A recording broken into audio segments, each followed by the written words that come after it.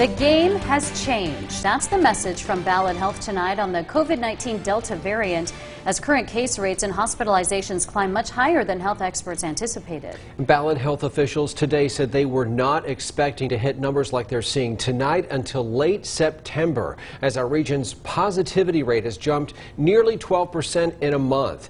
Chief Operating Officer Eric Deaton said every indicator tonight shows COVID-19 and the surge underway will be worse than last winter, with the health system potentially seeing up to 500 patients or higher in the next few weeks. Right now, the health system has 125 hospitalized COVID-19 patients. That's nearly 80 more than just last Wednesday.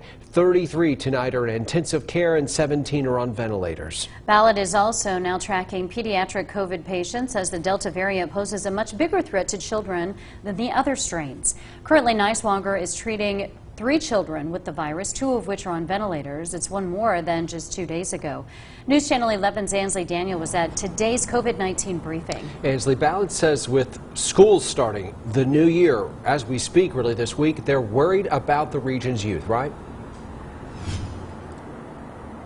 Josh and Sarah, yes, they are. Here at Niswonger Children's Hospital, the patients being treated for COVID-19 range in age from under 3 years old all the way up to 17. And like you both mentioned, 2 of them are in the ICU and on a ventilator. Earlier today, leaders of Niswonger explained what it's like to intubate children. And I want to warn you, this is a very difficult subject to hear them speak about.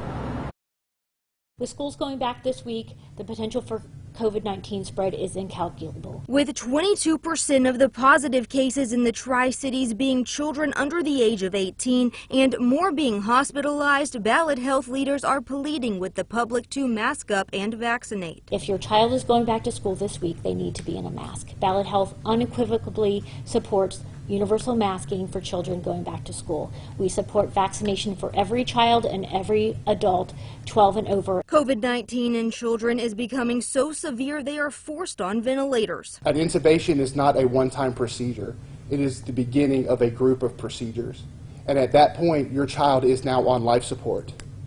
If I take that ventilator away, they will die. Dr. Josh Henry is the medical director for the PICU at Niswonger Children's Hospital. Through this procedure, I have to take children who are struggling and are panicking because they cannot breathe.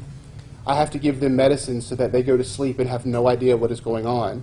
I have to give them medicine so they cannot move, and they will not be able to move, so that I can take a large airway tube and place it into their lungs through their mouth. The Children's Hospital facing staffing shortages now and fears of capacity and supply shortages, especially if there aren't enough pediatric ventilators to go around. We have to decide who gets one. We don't want to get to that place. We don't want to have to decide which child gets resources, because every single child is precious. We don't want to have to decide which child gets the nursing care, because we only have a limited quantity of nurses, and they're already working beyond what we usually ask of a nurse.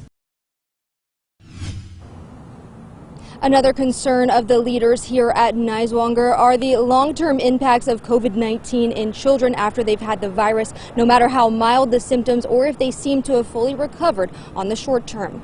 In Johnson City, Ansley Daniel, News Channel 11. Sarah?